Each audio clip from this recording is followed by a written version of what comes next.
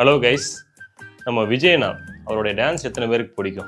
எல்லாத்துக்குமே பிடிக்கும். ஸோ அவருடைய ஸ்டெப்ஸ் எல்லாம் ஃப்ரேம் பண்ணக்கூடிய அந்த கோரியோகிராஃபர் இருப்பாங்க இல்லையா, அவங்க பிருந்தா மாஸ்டர் ஒரு ஸ்டேஜில் சொல்லியிருப்பாங்க.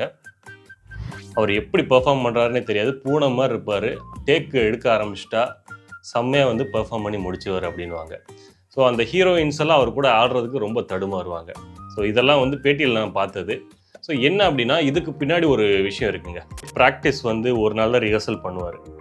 அப்படியே வந்து டேரெக்டாக வந்து ஆடுவார், பர்ஃபெக்டாக வந்து ஆடி முடிச்சுடுவார். இதுக்கு பின்னாடி ப்ராக்டிஸ்னு ஒரு விஷயம் இருந்தாலுமே, மைண்டில் வந்து அந்த விஷயத்தை திரும்ப திரும்ப வந்து ரிஹர்சல் பண்ணிகிட்டே இருக்கிறது. ஸோ மைண்ட் ரிஹர்சல், விஷுவலைசேஷன் எப்படி வேணால் இதை சொல்லலாம். ஆனால் இது வந்து கம்ப்ளீட்டாக நல்லா வந்து ஒர்க் ஆகும். எக்ஸாம் அடுத்த நாள் இருக்குது அப்படின்னா, இந்தந்த கொஷின் கேட்டால் நான் இப்படிலாம் பெர்ஃபார்ம் பண்ணுவேன், இப்படி கொஷின்லாம் கேட்டால் இப்படி எழுதுவேன் அப்படின்ட்டு ஒரு இன்டர்வியூ போகிறதுக்கு முன்னாடி இல்லை எக்ஸாம் போகிறதுக்கு முன்னாடியோ நம்ம மைண்டில் வந்து ஒரு டைம் ஓட்டி பார்த்துட்டு அங்கே போய் நம்ம வந்து பெர்ஃபார்ம் பண்ணோம் அப்படின்னா, அது நம்ம நினச்சி பார்க்க முடியாத அளவுக்கு அது அவுட்புட் வரும்.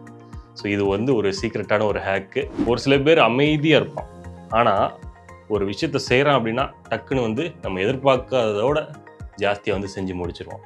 ஸோ இதுக்கு பின்னாடி இருக்க விஷயங்கள் இதெல்லாமே தான். அவன் மைண்டில் சும்மா இருக்கும்போது இதெல்லாம் வந்து ரிஹர்சல் பண்ணிகிட்டே இருப்பான்.